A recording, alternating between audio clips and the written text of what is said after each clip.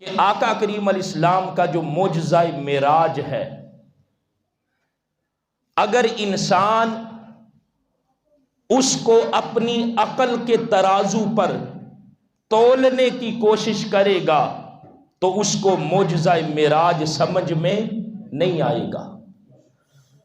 اگر کسی نے آقا علیہ السلام کا معجزہ معراج سمجھنا ہے تو وہ آقا کریم علیہ السلام کے جو صحابہ ہیں ان سے فیض لے، اس کو آقا علیہ السلام کا معجزہ معراج سمجھ میں آ جائے گا۔ سبحان اللہ۔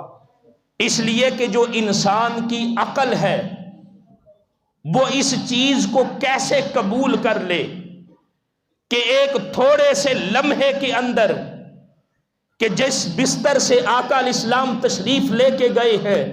وہ بستر بھی گرم ہے، جو کنڈی ہے وہ بھی ہل رہی ہے،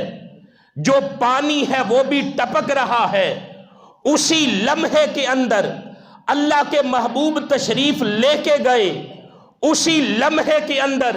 اللہ کے محبوب واپس تشریف لے بھی آئے۔ یہ جو انسان کی عقل ہے یہ اس کو قبول نہیں کرتی۔ اگر انسان معجزہ معراج کو سمجھنا چاہتا ہے تو ادھر قلندر لاہوری علامہ اقبال کیا کہتے ہیں کہ اگر اس کو سمجھنا ہے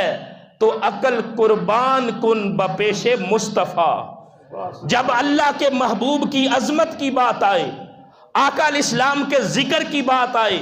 آقا علیہ السلام کے معجزے کی بات آئے،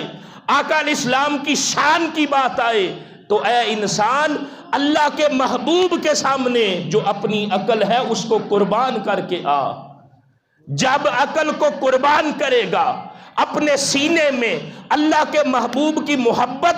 اور عشق کا چراغ روشن کرے گا تو پھر تجھے جو معجزہ معراج ہے وہ سمجھ میں آئے گا۔